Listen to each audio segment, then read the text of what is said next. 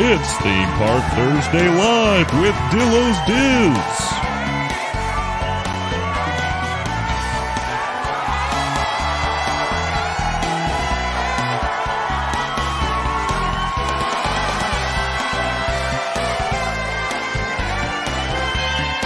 Featuring Frank.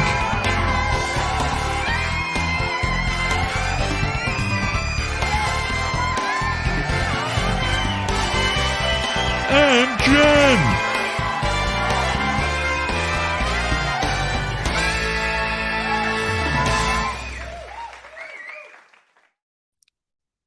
This is Theme Park Thursday Live on a Thursday morning, September the 28th, 2023.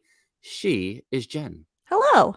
And I am Frank, and it's been months since we've done like an official Theme Park Thursday Live. We are at DillosDizResort.com. That, of course, is our Patreon. This live stream will probably drop into our regular YouTube channel feed at some point as we try to finally give our YouTube channel some love these last few weeks or so. And here, normally, we have 3 topics or subjects and more than 3 tangents that we discuss over the course of about 30 minutes or so. That's the plan this morning here, but we are at DillosDizResort.com, which is our Patreon. As I mentioned, Jen, good morning. Oh, good morning. Good morning to everyone in the chat. Thanks for joining us. I have been editing the podcast for a little bit now, and 2 things I notice when I'm doing that is how you go, this is Theme Park Thursday, right? Every episode, and how I say hello. And I'm like, it's never the same. Neither of those are the same ever. And sometimes it's like, this is it. And sometimes it's this grand voice cracking this. And then sometimes I sound like a cartoon character with my hello. Like, I don't even know what I'm doing. So, yeah. Yeah, I would say that the this at this point is more the yips out of, is the mic going to pick up the recording out of the intro, out of the whatever signal we have. So the this at this point, if I hold the TH portion of the this, it's because I'm like, is it really here? So I'm going to say this portion of the word a little while longer. Yeah, exactly. Yeah, and it has become a little bit trademark, though we never do it the same way twice, which feels about right. Yeah, that's who we are. We did drop the podcast earlier today, which if it is September 28th, and it is everything I read on the Googles, that the 28th marks the first, or I guess the first day of the last voyage of the Halcyon and the Star Wars Galactic Star Cruiser, hopefully in whatever this current configuration of that is.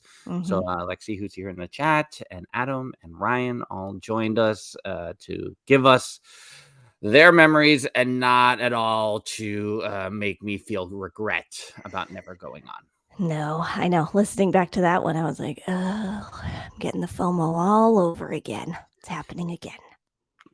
Yeah, so it's a nice, healthy 83-minute episode or so. So we could have gone on longer for sure.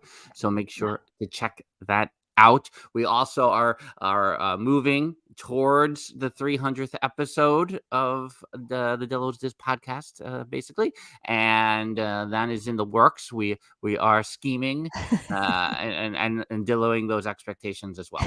So not to get anyone excited, but those of you who sent us congratulations videos already, thank you. They were awesome. Trying to figure out how they fit in the big puzzle of things is a fun little game, but we are scheming a little bit for a 300, so try to do a little extra something and see if we can do something long term out of that 300th episode as well. So that'll be October or so. I don't have my dates right, so maybe the week. I won't reveal it. Fine. It's Ish in Frank's birthday month. So that's when that'll happen. Oh, when does that start? Sunday? Pretty soon. We're almost there. Almost there. It's fine. So Three topics and three subjects that we have here. I will say, since the Destination D23 event earlier this month, not at all counter programming to our meetup weekend in Walt Disney World, the news has been a little bit more slow going than usual. So we don't have legitimate. We have one topic or subject that is a newsworthy item to discuss. We have one. Two, I guess. Two other items are more came out of our most recent visit to Walt Disney World for us to discuss. So those are the three topics or subjects here today. Since we haven't done a three topics or subjects in a while, this also is like regaining our footing on how we've done this previously. Yes. Yeah. It's been a while. We took a summer break after our spring break, and well, we haven't been here in almost a year at this point. So let's get to what those three topics or subjects are.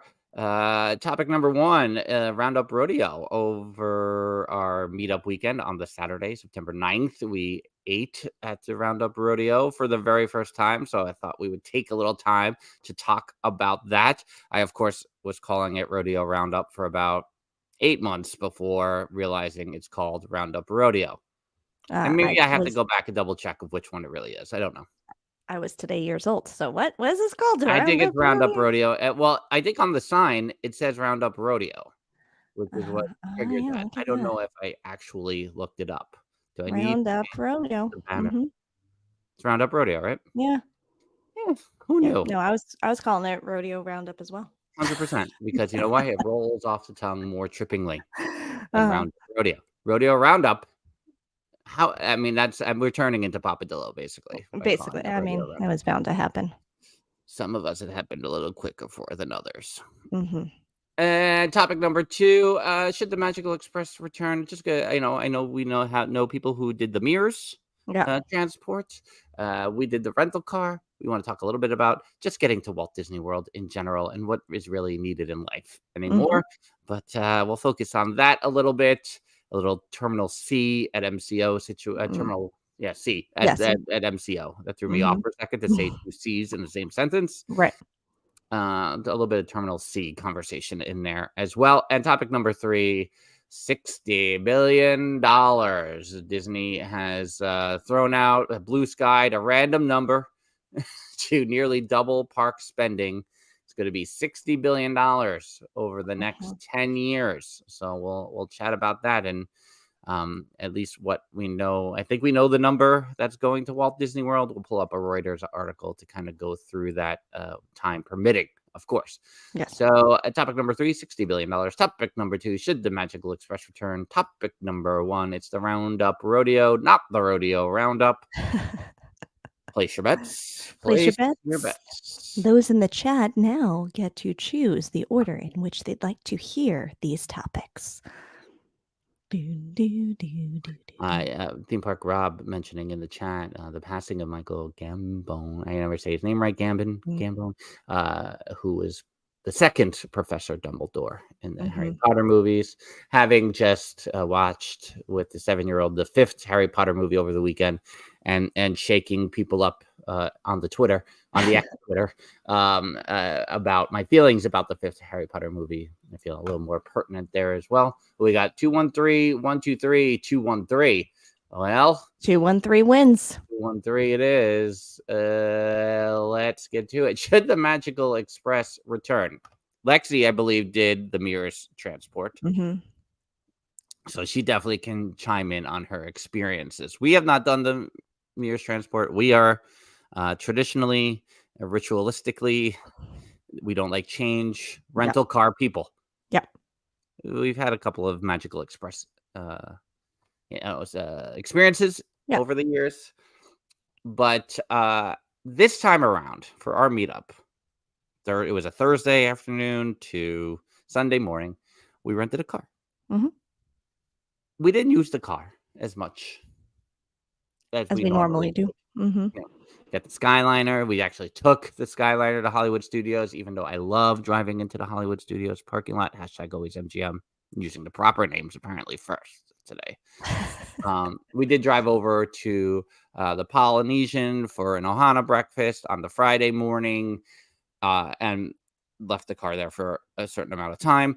And, that was basically it. And then to and from the airport. So, it gets, there's part of me that's like, should we have just done Mears? Should we have, if it was the Magical Express, would we have just done the Magical Express? Because it's still Disney related, and that's what puts us off about Mears. But this other element, Jen, I don't know if you want to get into it, since we were in Terminal C for the very first time and experiencing rental cars differently. There was a change for us. There was. Not going down to the lower levels to get our rental car. It was like on the same level as the gates. It was very confusing and and discombobulating, quite honestly. Yeah. These new airport refurbs, we got it up here too with LaGuardia. They're all very nice. They're sleek. They're sleek. They are very sleek, all of them. They're just white. There's a lot of white everywhere, and they just make you walk, right? They create these long walking, let's wrap people around, let's have them go this way. Sometimes they go right in LaGuardia, you go right through a whole shopping area in order to continue on. Very London-esque. Yes. So they're creating this entire experience now in the airport. So MCO Terminal C, no different. It's very nice. It's very sleek. But I need the carpet. Why, MCO? Would you have carpet in the terminal?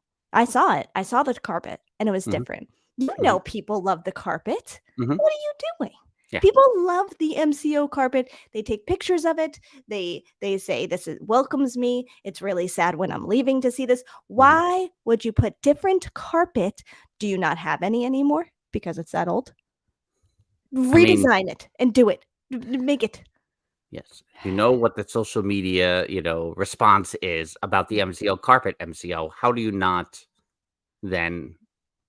I'm not even saying like you should have the same carpet. Yes, it should be equivalent across all platforms. But then if you're not going to do it, then you got to have something equally worthy of photographic, experiences. People want to take a picture of their feet on the carpet. Exactly. That's what people want. We're in the era of Instagram. Please, this is what the people want. Good morning, Ryan. MCO is changing carpet in Terminal C. It's already changed, Ryan. Yeah. If they change A and B, there's going to be big problems. Oh my God, they can never. Val, LaGuardia was your least favorite airport. Samesies. It was a disaster. The changes are very nice. It's just a ton of walk forever in that airport, but it's very nice. So no, and right, it's funny how there's again, it's because we talk about it almost as an experience now, as you said, the airport experience. LaGuardia is very much with the length of walking, and I mean, like JFK Terminal 5 to that extent too, the JetBlue terminal. Spread out so to alleviate congestion. They're making people walk because everyone's walking at different paces. So it does not feel as overwhelming, I would say, as the main LaGuardia terminal used to feel. Right. So that's like the plus side of it. The minus side is it's, at least it's got to be at least 3/4 of a mile. I don't, I would say, would you say it was 3 trips around our old high school track? Would you say? If I was walking the streets and running the curves, maybe. And there, I have a little bit of nerdiness when it comes to airports because of my background with the airline, JetBlue, because I'm about to talk about JetBlue. It's not going to be hard to figure out where I worked. And I didn't work in the airport, but I worked. Blue Basic.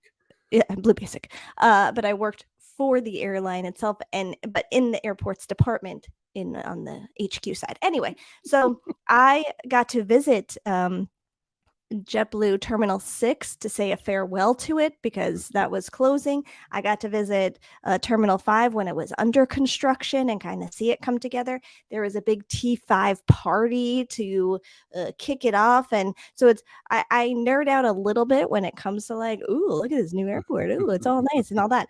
And it is funny now to see like the refurb that LaGuardia went to, or to see Terminal C and its sleekness in Orlando, that I'm like, oh, T5, you need like an update again. I think it's been a while, but it has in fact been a while. It was 2009, I think. So, I mean, it's been a while. So, Wow. well, I know that was 2 years ago, but apparently, I think Apparently, it it's 14 years ago. What? So yeah, but and then that's to say, like the Terminal C at MCO has a nice little Disney store, still a little too sleek for me. Mm-hmm. The Universal Studios store, I would say way better than the A and B version of Yeah. the Universal Studios store. Just more, it's easier to find things Mhm. than I would say in the A and B version of Universal Studios. But then you get to the rental cars. And you Oh, know, yeah, that's what we were talking about, huh? yes, right. Mhm. And we learned we got like, I think because I do the orbits and I get the dollar through orbits, and sometimes I forget and pick Alamo instead, and then we stand in the dollar line, and then we get them go over to Alamo. Based on a But this true time, story.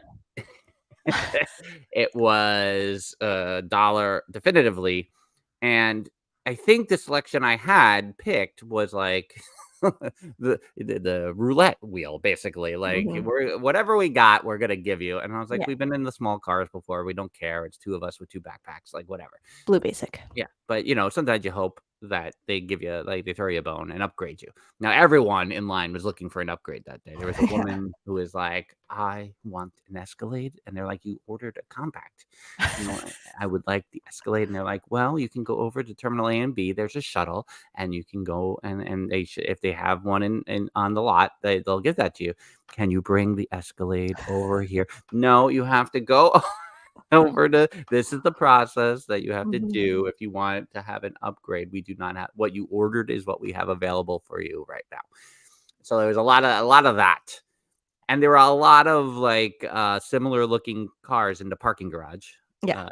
And when you walk through the automatic doors after getting, it doesn't give you the same blast of Florida humidity. It's very disappointing.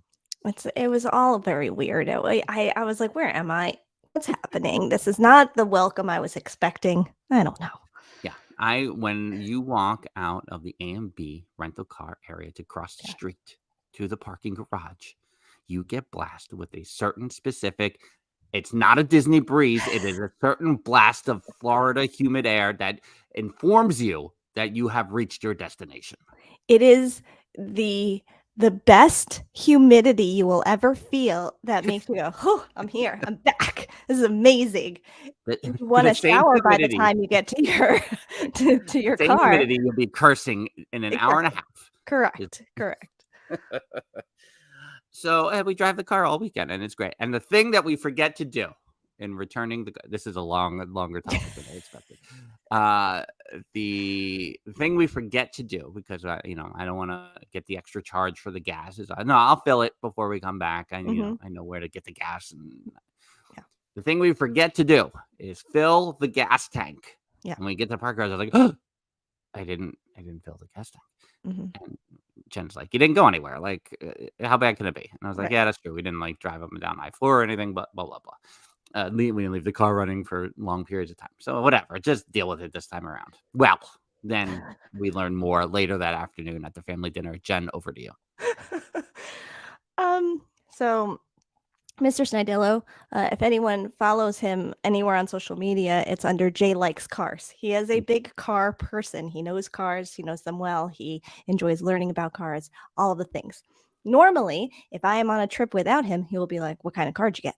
And he didn't do that on this trip. And so he finally asks us, hey, what kind of car did you guys have? And I was like a Chevy Bolt or something like that. He's like, you guys had an electric car? And I was like, what? No. He's like, you had it, but that's the car you had? I'm like, yeah. He's like, you guys had an electric car. And I was like, what are you talking about? What? That doesn't make sense. But then slowly, all these little things start to happen in my brain. I recall Lewis asking us on our trip what kind of car we had. And I said it. And I heard him say something about plugging the car in. And I was like, huh. And I must have brushed it off because I was probably like, I don't know what he's talking about. Or like, he must be making a joke. I don't know what I thought in that moment, but it like didn't sink in then. It didn't make me go, what do you mean? Is our car electric? Like there was nothing. So Mr. Sandello was like, how do you guys not know that you had an electric car?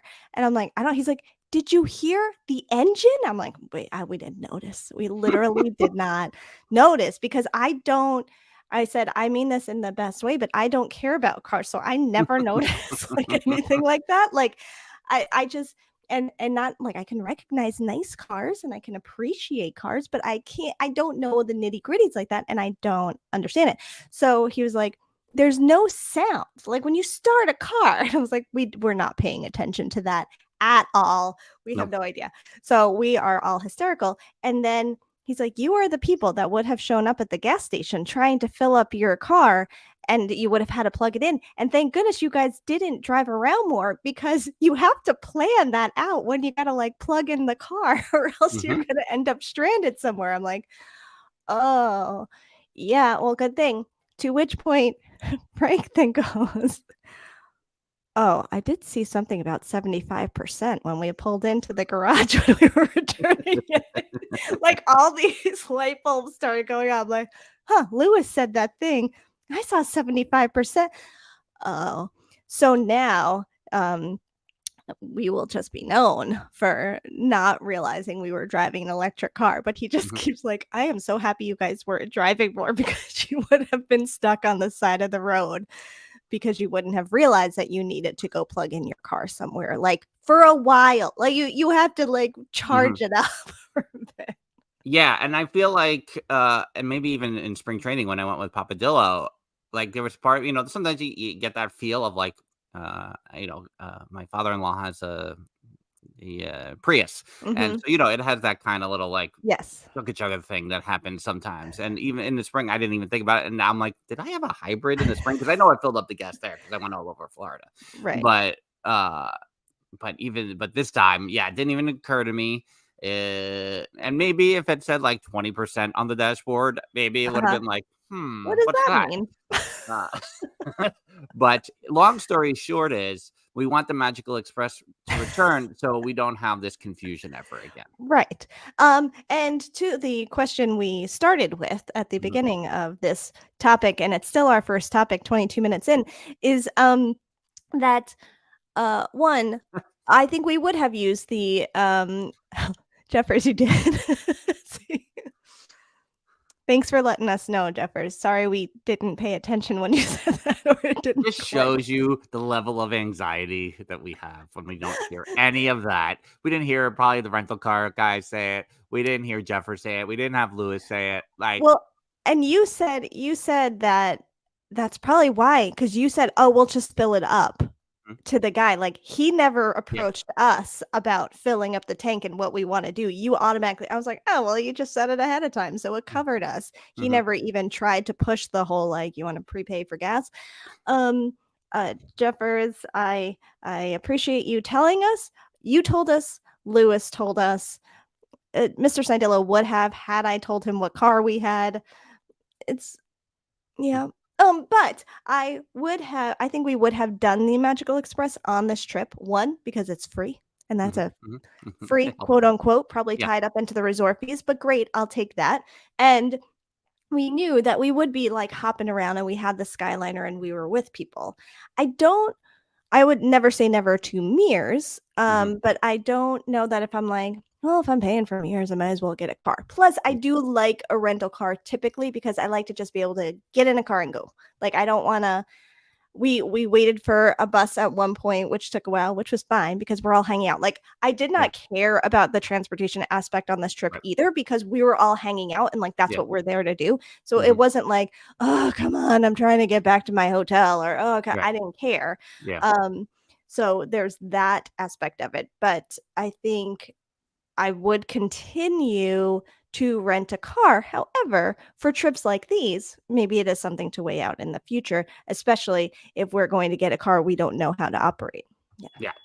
So as a truck backs up outside my window right now, I think then that's what it boils right? That's what it boils down to is weighing the price out.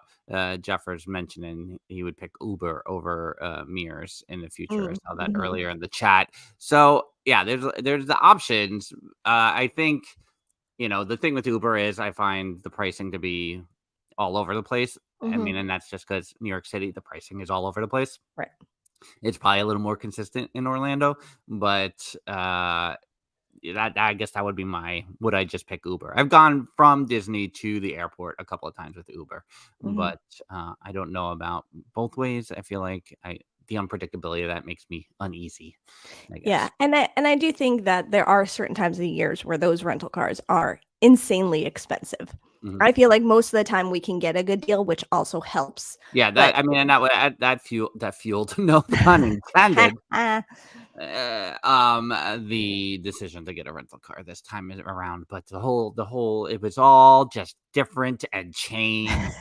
A new terminal, the carpet, I don't have to go down 3 escalators to get to the rental car place.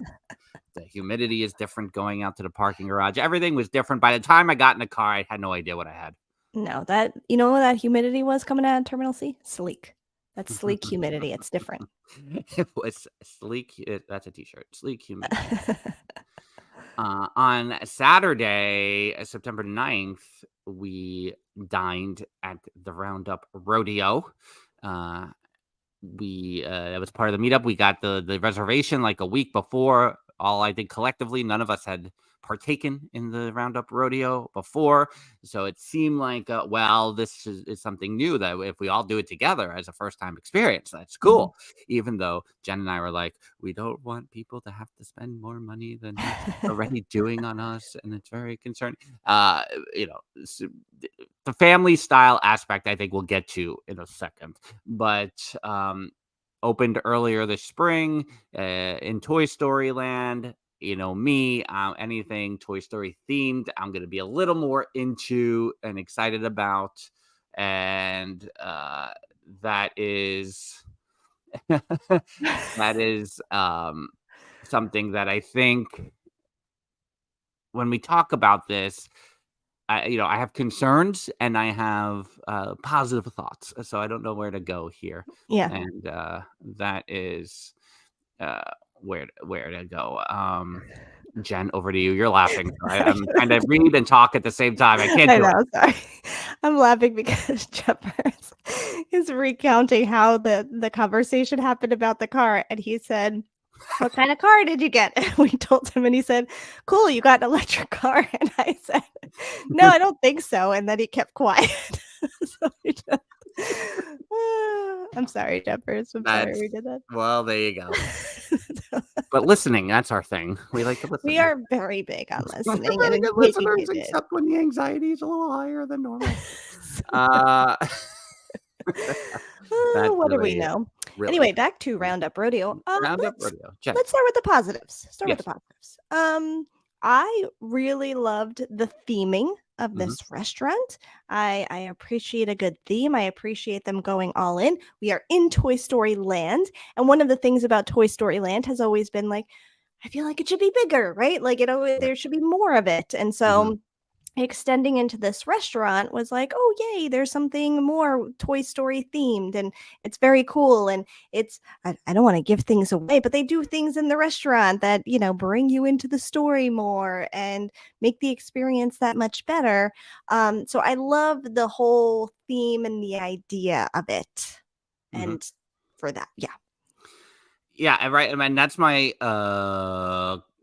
plus and minus, right? Because my concern is fear of the unknown, and I worry that at some point they will pull back on how the wait staff responds and reacts to certain things that happen over the course of time that you spend there. And time is definitely something we'll talk about here. But I agree. I think you could argue that it's crowbarred in, because I think the other thing we discussed as a group and has been discussed heavily over the years is Toy Story Land is very hot. And somehow, while I've argued in the early years, well, probably that first year of the podcast, how AK Animal Kingdom was so hot. Once Toy Story Land opened, there was a new game in town, and I was like, but I don't understand. And when we walked through it, it still was kind of like, this area feels hotter than the rest of the park. Why? Yeah. Why is that? Is it closer to the sun? What is happening that makes this area hotter? Is it just a lack of trees around the area? I don't know what it is, but Toy Story Land is again, much like walking out of the airport doors, is a different humidity. It's a different kind of heat in Toy Story Land than the rest of the park. Yeah. Even more than Galaxy's Edge. I thought Galaxy's Edge, when prior to opening, was going to be just as hot as Toy Story Land, and I don't think it is. So, and I just think it's the way the buildings are configured and maybe how the airflow is. I don't know. It's probably a greater discussion at some point.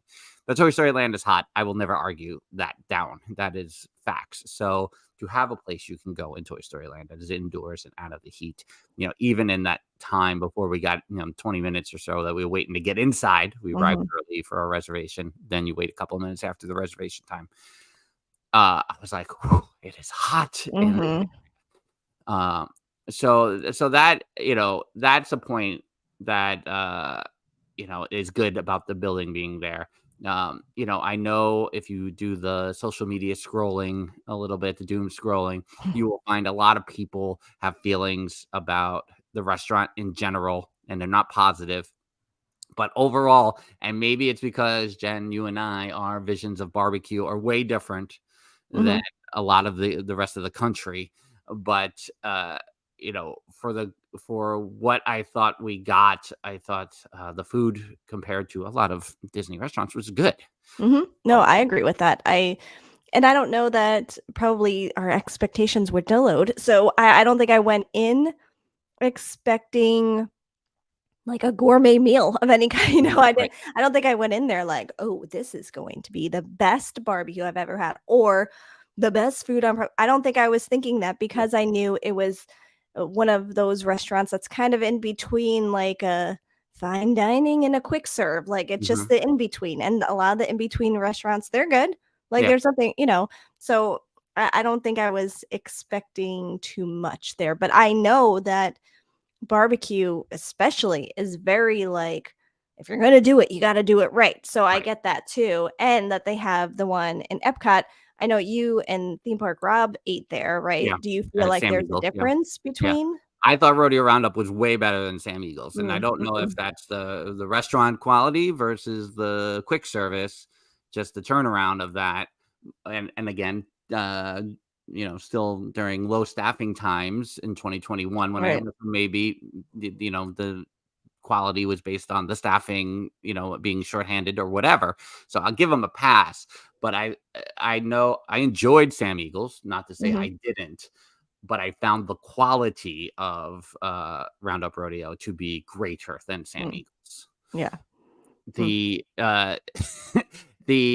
And I just want to say, we used to it's been a while since you and I have had Garden Grill.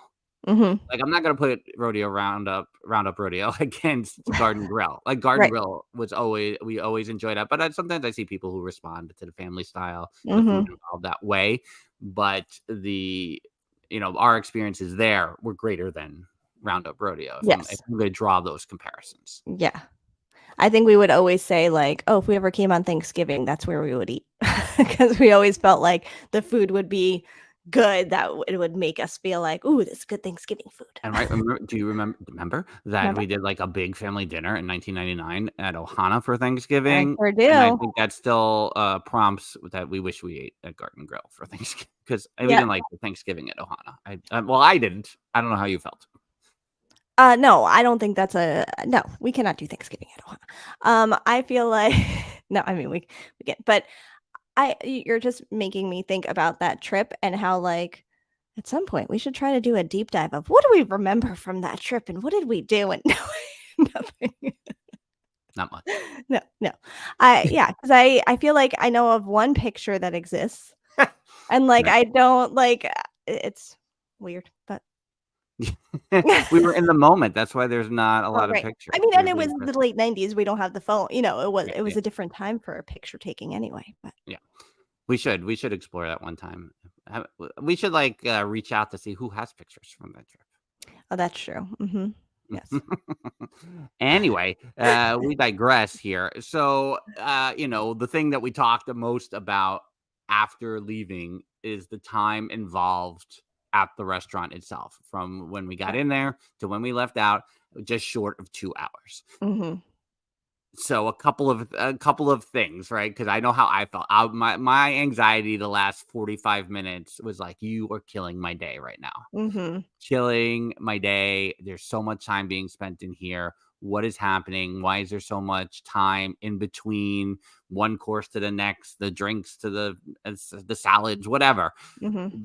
There was so that just waiting, and then Jeffers, when I said it, I don't know if maybe I wasn't as discreet as I thought I was being, but I motioned, I asked this guy for the check 3 times because I was like, let's get this moving. Yeah. And not because it's not his fault. He was a Mm-hmm. very good server.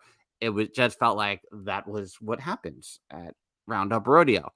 Now, I also knew when I left, it being the hottest part of the day, I was like, probably at the end of the day, I'll be thankful that I spent 2 hours in there because I still got to do all the things I did. Mm-hmm. And so I'm very torn on it. Yeah. It can't be, when you're at Ohana the day before and they got you in and out of there at 45 minutes. Perhaps a little too fast. Perhaps a little too fast, correct. Uh-huh. In an empty Ohana restaurant. Yeah. And I know they we know you going to the Magic Kingdom, even though we weren't, but that's their thought. It's like they're going to the Magic Kingdom for road drop. They got to get out of here by 8:15 on a 7:30. I get it. But yeah, there's gotta be an hour to an hour and 15 minutes is my usual expectation on something like that. So I question why so much time in between, and I question whether it needs to be family style at all. Mm-hmm. Those are my 2 main questions, and I leave it at that. Yeah, I don't know that it needs to be family style because, but at the same time, if you're trying to make it feel like, I do feel like a lot of barbecue restaurants, at least where we are, you kind of do that, right? You kind of try to get a sample of brisket and sausage and this. And so you kind of do that anyway. So they're probably thinking like, if you were to go to what's the word I want? I'm blanking. Anyway, but a barbecue restaurant that you want the sampler. So they're trying to provide that maybe. I don't know that it's necessary, but I get why they're doing it. Yeah. But the timing, I know Val had mentioned earlier, 50s prime time as well. And I had equated it to my experience with the sci-fi dine-in that I did 2 summers or 3 summers ago. I don't know what is time. And that I felt when we were there, I was like, we are in here too long. And that's the point I also got to at Roundup Rodeo. I just had to read that on the screen, so I said it properly. And I also got to that point because I was like, I'm feeling like we're sitting for too long. And when you are in the park for one day only, you want to be in the park and not have it take away. However, it was kind of the hottest point of the day. So it was nice. I got to a point of being cold, obviously, by sitting there. So that's how long we were there. But I do feel like that is the part of hesitation I have sometimes when I'm going on a trip with the family and making reservations. Like, how many sit down restaurants do I really want to do? Because there is time involved. Yeah. Even at Ohana, I will always do Ohana, but even there, I'm doing that at a certain time of the day. If there's an Ohana reservation and it's at 10 o'clock, I'm like, well, I don't know, because where am I gonna, what would I rather be doing and where am I? I would always rather be doing Ohana. I'm speaking for the kids. So there's that part too. And I don't know that because of the time involved, how often I would do that. I do want to take the kids there, so I'm definitely going back. But how often am I going to do that? It's the same thing with sci-fi. I like that. I like that whole vibe in there. I'm not going to do it every time though, because I know how much time is involved and how much you're now taken out of the park and from the attractions. And that was part of what we talked about before the meetup, because I think when the reservations came out, it was like, oh, there's a party of 8 for prime time. Let me just hold this, but we're thinking about the time. But it was hard to argue again of Roundup Rodeo because we all had never been before. So, yeah, agreed. I think in the overall, I get you on the samplers, because most people are like, I like a sampler with these two things, and then they're Yeah. creating 20 different samplers for Right. a large party or something. Like, they don't want to go through that, and Yeah. that's a valid point for sure. Yeah, so I do. I think if it just was a half an hour shorter, or at least get the check at the 75-minute mark, so you're out Mhm. of there in an hour and a half. I'll if you want to push it a little bit, but you usually can see the timing play out, especially as you get near dessert. Theme park Rob is apologizing for waiting for the correct dessert. I don't think it had anything to do with you. It was not your fault, theme park Rob. But yeah, enjoyed the food. We'll go back with the kid for sure. After that, I think is up in the air. But yeah, it's I enjoyed the experience of it, Yeah. and I look at it as, how will this feel in 5 years? I think about that Mhm. too. I think Yeah. about how we talk about Be Our Guest, right? We don't like the Mhm. food of Be Our Guest. We want better Mhm. menu options at Be Our Guest, Yeah. but we like the experience of Be Our Guest. Yes. Here, at least, we like the experience. The food is better than Be Our Guest, so Mhm. we're more likely to go there than Be Our Guest in the future. Yeah, and I would wonder how because we were a larger group, if you did it just as the 3 of you or the 4 of us, is that making a difference? Is that, Right. Right. how's the timing on that flow? If there are kids at the table, does that make Yeah. it like, I would like to see, if there are changes depending on who's in your party. Based on Yeah. that. That's a good point too. Mhm. But overall, good experience and fun Yeah. to experience for the first time with the meetup crew. Yes. John was with us, food critic extraordinaire. Mhm. John, so it was good to get his feedback on things Mhm. as well, and then really experience that meal with the food critic. I think it was something unique that we made the experience what it was. Number 3, $60 billion that Disney announced. Let's see if I can share the screen. It's been a while since I've done this. What's going on here? The tab, the windows. Is it here? What? That's not right. What is this? What's going on? Disney to nearly double park spending to $60 billion over 10 years. This is the article here from Reuters, September 19th. That's what was announced last Tuesday. So is this Thursday? So about 9 days ago, this was announced. The accelerated pace of investment at a gathering is what they announced. Here is what was mentioned. Disney said its parks experience and products has expanded at a combined annual growth rate of 6% since fiscal year 2017 and generated $32.3 billion in operating income over the last 12 months. Which again, the parks are a ghost town. Periods of significant investment, including the addition of Cars Land at California Adventure or the expansion at #AlwaysMGM, have spurred attendance. Iger has said the company plans to invest $17 billion over the next decade in Florida. We don't talk about that as we move on. Disney says it has more than 1,000 acres of land for future development at its 6 existing theme park sites around the world. It is seeking to appeal to some 700 million consumers. According to the regulatory filing, Disney said it has strong enough balance sheet and borrowing capacity to fund its growth initiatives. Here's my question about the 60 billion. How much do we allot to new things on new land, all this Mhm. available land to grow on? And what are they determining as the acres of land?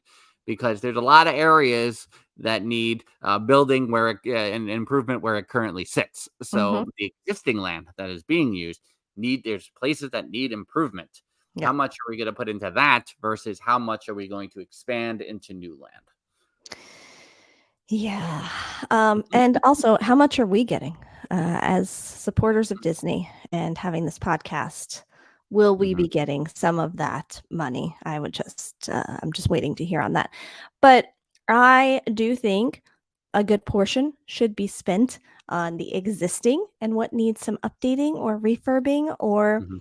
whatever. Not necessarily change for the sake of change, but just Mhm. some updates or additions where things don't exist. Not taking Mhm. away things people love to replace them, but anyway, but I also think, are they waiting to see how what is the new Universal Epic? What's Yeah, the opening? Epic Universe. Yeah. Mhm. Will they be like, let's see how that goes? And do we need to do something to be matching that Mhm. in perhaps a new park or expanding on one of the other parks in a major way?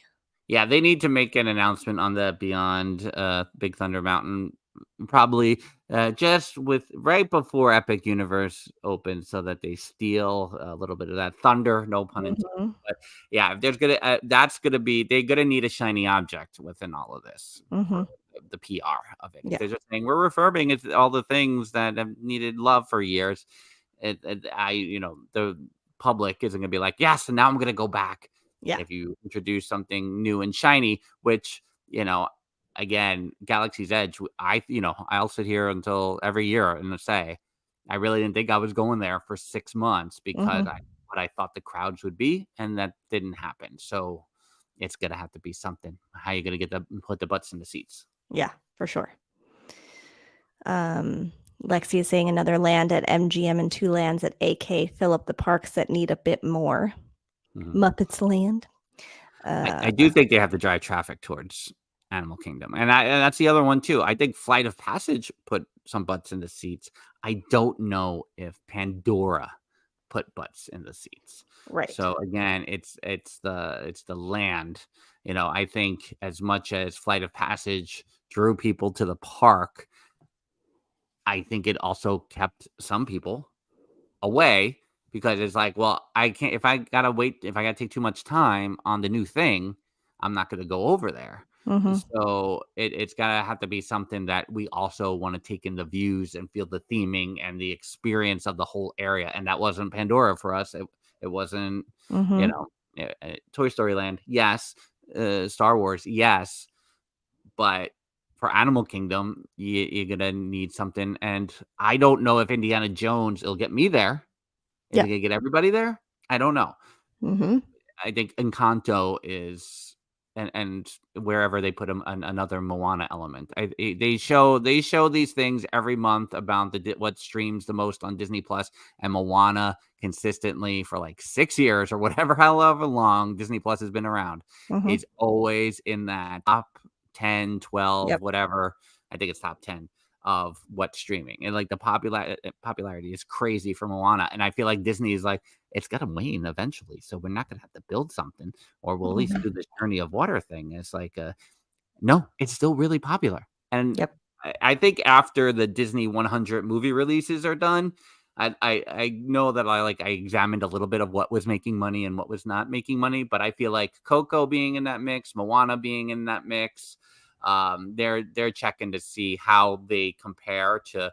Well, everyone's gonna go see Frozen, or everyone's gonna go Right. see. Well, not everyone, but you know what I mean. People are gonna go see Mhm. Lion King, Frozen, like those are. But I think where there's some skeptics probably corporately about Moana and Coco. I think I'd like to see how the box office numbers for those weekends match up, because there's definitely more people at Coco than other movies I've been to in that Disney 100 series so far. And also, with the Disney 100, perhaps you should have put it in more theaters so that you could have a bigger Yeah, understanding. a wider scope of what people are responding to. Yes. So I told Lexi that Hocus Pocus is going to be Yeah, in I the know. city. Listen, I was gonna perhaps side text her about that, and I was really excited because I was gonna text Lexi again, and Mhm. then I saw you do that, and I was like, well, now I'm not gonna text her Yeah, again, this but because now opportunity I for you to can't. take Lexi that Yeah. away from, yeah. I Yeah. understand. But I also wanted to make note of, because we have not been to Disneyland yet, Mhm, that mhm, Cars Land is mhm. one of those really big things in Disneyland that everyone says how amazing it is and how you need something like that here. Do you think Cars Land goes beyond Big Thunder Mountain? And because people we post a picture of the Speedway and everyone's like, this should be Cars Land. And I'm like, between the Tea Party and Dumbo and Tron, I don't think it works the same way. Mhm. Beyond Big Thunder Mountain, I think it does, but does it put butts in the seats is the question. Right. Yeah, I don't know. The And theming that's would my work. worry with it. Yeah. Like, it is so popular and it has such a good vibe over there. Are they going to just keep that? But it's like you got to recreate that same kind of feeling. Whatever you did there, you got to do that with something here. Yeah. I mean, I think that's if it's not going to be a villains, I feel like it's still.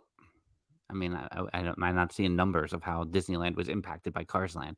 I know what the response is, and it's positive. But I again think about it as focusing on traffic towards the back of the park. And if it's not going to be a villains thing, which I think would put butts in the seats, and you're going to put Encanto in Animal Kingdom, then maybe Cars Land is number 3, because I think the idea of walking all the way, beyond Big Thunder Mountain, like a cool like transition from Thunder Mountain into Cars Land seems to fit, or taking the train over and being dropped off in Cars Land would also be cool. Yeah, that's true. So now that we're talking this through, I'm like, but what kind of traffic will that draw is really the question. And maybe it's, I went out to Disneyland 5 years ago, but I go to Disney World more often. So now I'm going to go back to Florida to see it because it's cheaper on airfare and things like that. Maybe. Yeah.